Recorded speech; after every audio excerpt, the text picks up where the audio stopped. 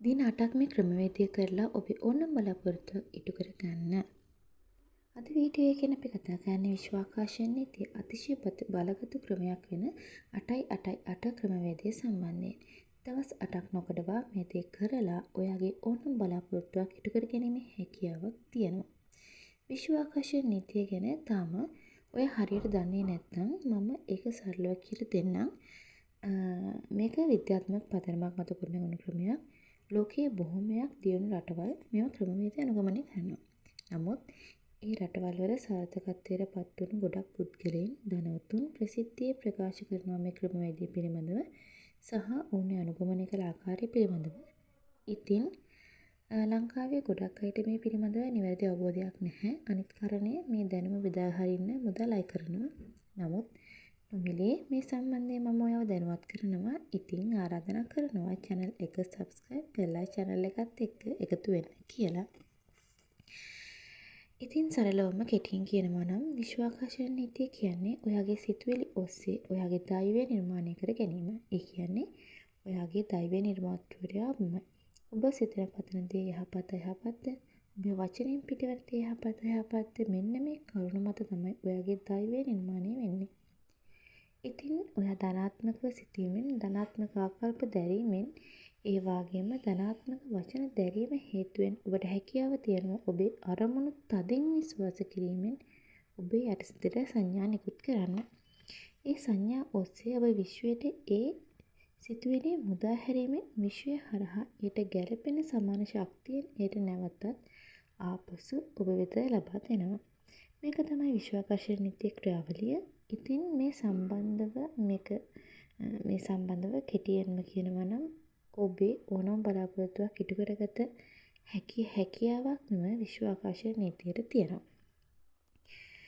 මට පුළුවන් විදිහට මම සරලව මේක පැහැදිලි කරන්නම්. හරි. දවස් 8ක් තමයි මේ ක්‍රමවේදය කරන්න තියෙන්නේ. මේකට ඔබට අවශ්‍ය වෙන්නේ කොලයක් සහ පෑනක්. ඉතින් මේ කොලය ඕනම කොල වර්ගයක් වුණාට කමක් නැහැ. පොත් පිටුවක් හරි A4 sheet එකක් හරි කැමති වර්ගයේ කොලයක් අරගෙන ඔබට ලියන්න තියෙන්නේ ඔබට ඉටු කර ගැනීමට අවශ්‍ය දේ. එතකොට අපි මේක ලියන්නේ අපි ආකාශ නීතියේදී අපි යටිසිතේ සංඥා යවන්නේ දැනටමත් අපට ඒ දේ ලැබිලා තියෙනවා කියලා විශ්වාස කරමින්. එතකොට අපට අපි ඒ දේ ලියන්නේ වර්තමාන කාලයෙන් අපට අවශ්‍ය දේ දැනටමත් ලැබී තිබෙනවා කියලා විශ්වයට ස්තුතිවන්ත වෙන ගමන් තමයි අපි මේ වර්තමාන කාලයෙන් වාක්‍ය ලියා දක්වන්නේ. එතකොට ඒ වාක්‍ය අපේ යටිසිතට තැම්පත් වෙනවා. ඒ වගේම තමයි උඩුසිත හා අපේ යටිසිතේ එකතු වෙන විශ්වයට මුදා හරින්නේ අපිට මේ දේ ලැබී තිබෙනවා කියන සංඥාව. එවිට විශ්වය අපොස පෙරලා අපට ඒ දේ ඉක්මනින්ම ලබා දෙනවා. මේක තමයි ආකාශ නීතියේ රහස. ඉතින් දැන් ඔබ දන්නවා කොහොමද මේ වාක්‍ය ගොඩනගන්නේ කියලා. හරි මම උදාහරණයක් සඳහන් කරන්නම්. මේ දවස්වල හැමෝටම මුදල් ප්‍රශ්න නිසා මම මුදල් සම්බන්ධ උදාහරණයක් ගන්නම්. අපි හිතමු රුපියල් මිලියනයක් අවශ්‍යයි. එවිට අපි රුපියල් මිලියනයක් අවශ්‍යයි කියලා ලියා දක්වන්නේ නැහැ. මෙතනදී අපි ලියා දක්වන්නේ රුපියල් මිලියනයක් මාහට ලබා දුන් විශ්වයට මම ස්තුතිවන්ත වෙමි. රුපියල් මිලියනයක් මාහට ලබා දුන් විශ්වයට මම ස්තුතිවන්ත වෙමි. මෙන්න මේ විදිහට ඔබට ඉටුවිය යුතු කාරණාව දැනටමත් ලැබී තියෙනවා ලෙස සිතාගෙන ඒක විශ්වාස කරගෙන ඔබට හැකියාව තියෙනවා මේක ලියා දක්වන්න වර්තමාන කාලයෙන්. මෙන්න මේ ආකාරයට තමයි ඔබට අවශ්‍ය අරමුණු ඉටු කර ගැනීමට මෙම ක්‍රමවේදය භාවිතා කරන්නේ. ඉතින් ඔබට ගැළපෙන ආකාරයෙන් වාක්‍යයක් ලියා ගන්න. හොඳින් මතක තියාගන්න මේක අපි 8 වතාවක් ලියා ගන්න ඕන. ඔබ ලියාගත්ත පොලේ ඔබට අවශ්‍ය දේ 8 වතාවක් වර්තමාන ස්වරූපයෙන් ලියා ගන්න. 8 වතාවක් මේක ලියලා ඒ කොලේ පිටුපස අපි ලියා ගන්න ඕන 8x8x8 ලොකු අකුරෙන්. 8x8x8 යනුවෙන් කොලේ පිටුපස අපි ලියා ගන්න ඕන. හරිද? මුලින්ම අපි ලියනවා වර්තමාන කාල ස්වරූපයෙන් අපට ඉටු කර ගැනීමට අවශ්‍ය කාරණාව විශ්වයට ස්තුතිවන්ත වෙන ගම. ඒ කාරණාවම අපි ඒ කොලේ පහළට 8 වතාවක් ලියනවා. ඉන්පස්සේ ඒ කොලේ පිටුපස අපි 8x8x8 ලෙස ලොකු අකුරින් ලියා ගන්නවා. දැන් මෙන්න මේ විදිහට ලියලා ඔබ මෙය 8 වතාවක් කියවන ගමන් විෂුවලයිස් කරන්න ඕන. මේක ලියලා ඉවර වෙලා අපි 8 වතාවක් මේක කියවනවා. ඉන් අනතුරුව මේක අපි විෂුවලයිස් කරනවා. විෂුවලයිස් කරනවා කියන්නේ ධනාත්මක චිත්‍රරූප මැවීම. මෙතනදී අපි ධනාත්මක චිත්‍රරූප මවනවා කියන්නේ අපට අවශ්‍ය දේ දැනටමත් අපට ලැබී තියෙනවා කියලා විශ්වාස කරමින් ඒ සතුට අපි අත්විඳින්න ඕන. මේක හීන බලනවා වගේ වැඩක්. දවල් හීන බලන්නේ අන්න ඒ වගේ දෙයක් තමයි මෙතනදී සිද්ධ වෙන්නේ. එතකොට මේ දේ අපේ උඩු හිතින් මේ දේ අපි හිතනකොට මේ දේ අපේ යටිසිතේ තැන්පත් වෙනවා. මේ යටිහිතට කරන්න පුළුවන් දේවල් බොහොමයි. ඉතින් අපි මේ ගැන දන්නේ නැහැනේ. අපේ යටිසිතේ සහ මනසේ ක්‍රියාකාරීත්වය නොදැන තමයි මෙච්චර කාල ඉස්සරහට අරගෙන ගියේ. ඒ ක්‍රමවේදය ගැන දන්න කෙනෙක් ඉන්නවා නම් ඔබ දන්නවා මනස හසුරුවලා ඔබට අවශ්‍ය දේ ලබා ගන්නේ කොහොමද කියලා. අපේ මනස තුළින් අපට හැකියාව තියෙනවා විශ්වයෙන් යම්කිසි දෙයක් ලබා ගන්න. මේක ලබා දෙන්නේ විශ්වය නෙවෙයි අපේ මනස තුළින්ම තමයි ධනාත්මකව හිතලා අපි මේ දේ අප වෙත ළඟා කරගන්නේ. ඒ නිසා මතක තියාගන්න කොයි වෙලෙත් ඔබයි බලවත්. ඔබේ මනසයි බලවත්. ඒ නිසා හිතන පතන විදිහ ගැන අනිවාර්යයෙන්ම අවධානය යොමු කරන්න ඕනේ. ධනාත්මකව හිතන්න ඕනේ. හොඳ දේ හිතන්න ඕනේ. යහපත් වචන කතා කරන්න ඕන. හරි. අපි මේක කොලයක 8 වතාවක් ලියනවා. කොලේ පිටුපස 8 ලෙස ලියනවා. මේ දේ කරන්නේ අපි රාත්‍රී කාලේ. එතකොට නොකරවා රාත්‍රී කාලයේදී දින 8ක් මේ සිදු කරන්න ඕන. හැබැයි දින 8ේම අපි ලියා දක්වන්නේ නැහැ. මේ එක කොලේ තමයි භාවිතා කරන්නේ. ඉතින් කොලේ පාට පෑනේ පාට ප්‍රශ්නයක් නැහැ. කැමති කොලයක් කැමති පෑනක් ගන්න. මේ දේ 8 වතාවක් ලියන්න. මේ දේ රාත්‍රී කාලයේදී කරන්න. රාත්‍රී කාලය කිව්වට ඔබ මේ දේ කරන්න ඕනේ රාත්‍රියේ නිින්දට පෙර. එහෙමනම් ඔබට වඩාත් සාර්ථක ප්‍රතිඵල ලබා ගන්න පුළුවන්. ඒ කියන්නේ මේ දේ ලියලා ඔබ විෂුවලයිස් කරලා ඉන්පසුව නිින්දට යන්න ඕන. මේ ගැන හිතන්නේ නැතුව එවෙලම නිින්දට යන්න ඕන.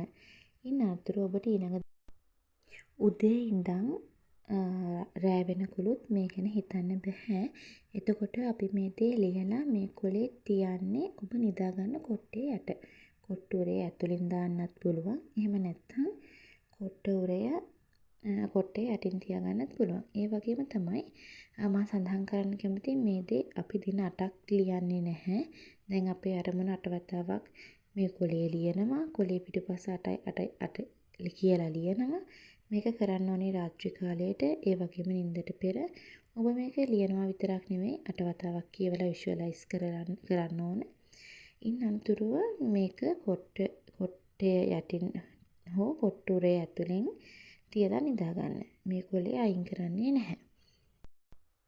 අපි ඊට පස්සේ දවසේ රාත්‍රියේ මේ කොලේ අරගෙන 8 වතාවක් කියවලා මේක විෂුවලයිස් කරන්න ඕනේ. මේ අරමුණ දැනටමත් ඉෂ්ට වෙලා තියෙනවා කියලා විශ්වාස කරමින් සතුටත් වෙතිමින් ඔබ ධනාත්මක චිත්‍රරූප මවන්න ඕන. මේ ආකාරයෙන් දින 8ක් නොකඩවා ඔබ මේ කොලය 8 වතාවක් කියවලා චිත්‍රරූප මවන්න ඕන. ඒ කියන්නේ අපි මේ අරමුණ හැමදාම ලියන්නේ නැහැ. එක වතාවයි ලියන්නේ. ඉන් අනතුරුව දින 8ක් මේ දේ අපි රාත්‍රියේ නිින්දට පෙර කියවනවා පමණයි. දැන් ඔබට මතකයි අපි කොලේ පිටුපස 8 කියලා සඳහන් කරා. ඒ වගේම තමයි මේක 8 වතාවක් කියවලා අපි පෑන අරගෙන දිනපතා මේ දවස් 8 ඇතුළත හැමදාම විෂුවලයිස් කරලා ඉවර වෙලා මේ කොලේ ඕනෑම තැනකින් ඉඳ තියන අන්දමේ ඔබට හැකියාව තියෙනවා කොහෙන් හරි නැවතත් 8 කියලා සඳහන් කරන්න. ඉතින් හැමදාම දින 8ක් යනකල් මේක කියවලා 8 කියලා මේ කොලේ කොහෙන් හරි ඔබ ලියා දක්වන්න ඕනේ. කියවලා ඉවර වෙලා එතකොට මේ 8 කියලා අපි 8 වතාවක් සඳහන් කරනවා. දින 8ට.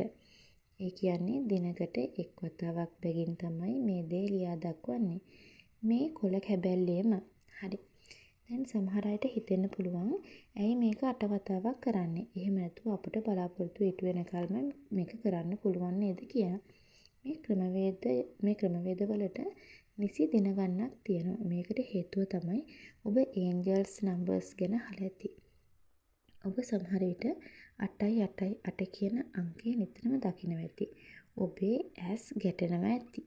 ඉතින් මේකේ අර්ථය තමයි බහුලත්වය. අපට බහුලව ලැබෙනවා නම් අපි හිතමු මුදල් බහුලව ලැබෙනවා නම් ඔබට මුදල් සම්බන්ධව විශ්වයෙන් ඉල්ලනවා නම් ඔබ 8.8.8 කියන අංක කිහිපය නිතරම දකිනවා නම් එහෙම නැත්නම් සිහිනෙන් දකිනවා නම් මෙතනදී ඔබට පවසන්නේ ඔබ චිත්‍රරූප මවන එහෙමත් නැත්නම් ඔබ විශ්වයෙන් ඉල්ලන ඒ මුදල් ප්‍රමාණය බහුලත්වයෙන් ඔබට නොබෝ දිනකින් ලැබෙන බව. මෙතනදී 8.8.8 කියන්නේ ඔබ ඉල්ලන ඕනම දෙයක් බහුලත්වයෙන් ලබා දෙනවා කියන සංකේතය. ඒක තමයි මේ 8 කියන අංකයේ විශේෂත්වය. හරි. මම හිතනවා ඔබට පැහැදිලි ඇති කියලා. ඉතින් මේ 8 කියන අංකය සුවිශේෂී. ඒ නිසා තමයි මේක 8 වරක් ලියන්න කියන්නේ. ඒ අනුව තමයි දිනපතා 8.8.8 ලෙස අපි ඒ කොලේ සඳහන් කරන්නේ. ඒ වගේම දින 8ක් පුරාවට මේ දේ අපි කරන්නේ. හරි. ඉතින් විශ්වාසයෙන් මේ දේ කරන්න ඕන.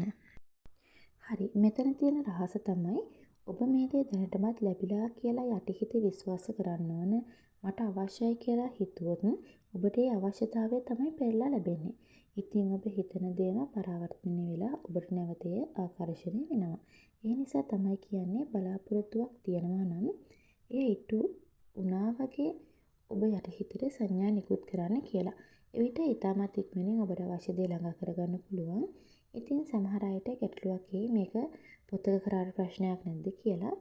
පොතක කරන්න එපා. කුලයක කරන්න. මේකට හේතුව තමයි දින 8ක් මේ ක්‍රියාවලිය කරලා ඉවර වෙලා ඔබ ඉල්ලන කාරණාව මොකක්ද කියලා බලන්න.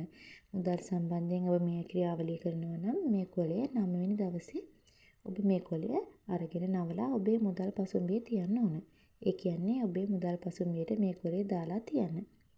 ඊට පස්සේ ඒ ගැන අමතක කරන්න, ඒ ගැන හිතන්න එපා. අපි මේ දේ රාත්‍රියට විතරයි කරන්නේ. ඒත් නිදා ගැනීමට කලින් ඊට පසු දින උදෑසන දහවල් කාලේ මේ ගැන අපි හිතන්නේ නැහැ. ඒ දින රාත්‍රියේදී තමයි අපි මේ දේ ආපසු කරන්නේ. මේ විදිහට දින 8ක් කරලා 9 වෙනි දවසේ අපි ඒ කොලේ අරගෙන නැවතත් ඒක 8 වතාවක් කියවලා අපි ඒ කොලේ නවලා මුදල් සම්බන්ධයෙන් නම් ඔබ මේක කරන්නේ මේක බලාපොරොත්තුනේ ඒ මුදල් පසුම්බියට දානවා. හරිද? එහෙම නැතුව ඔයා බලාපොරොත්තුනේ වෙන දෙයක් නම් මුදල් නොවන වෙනත් දෙයක් නම් ඔබට හැකියාව තියෙනවා මේ කොලේ අරගෙන පුච්චලා දාන්න. අපි නිතරම හිතනවා නම් තාම අපිට ප්‍රතිඵල නැහැනේ. මේක මේ වගේ ඔයා හිතනවා නම් අපිට මේ දේ තාම වෙලා නැහැ කියලා තමයි යටිසිතට සංඥා නිකුත් වෙන්නේ. එවිට නැති බව තමයි ආකර්ෂණය වෙන්නේ විශ්වය තුලින්. ඉතින් ඒ නිසා මතක තියාගන්න මේ දේ කරලා ඉතින් අමතක කරලා එදිනදා වැඩ කටයුතු ඒ ආකාරයෙන් කරගෙන යන්න. මේ ගැන හිතන්න එපා. අමතක කරන්න. හැබැයි ඔබට ඉතාමත් ඉක්මනින් මේ දේ ඔබට ළඟා කර ගැනීමට පුළුවන් වේවි. ඒ ලැබුණ දවසට අනිවාර්යයෙන්ම කමෙන්ට් එකක් දාන්න. ඔබ බලාපොරොත්තු වන දේ ඉක්මනින් ළඟා වුණා කියලා. එහෙනම් ඔබ හැමෝටම ජය වේවා. හැම බලාපොරොත්තුවක්ම ඉටු වේවා.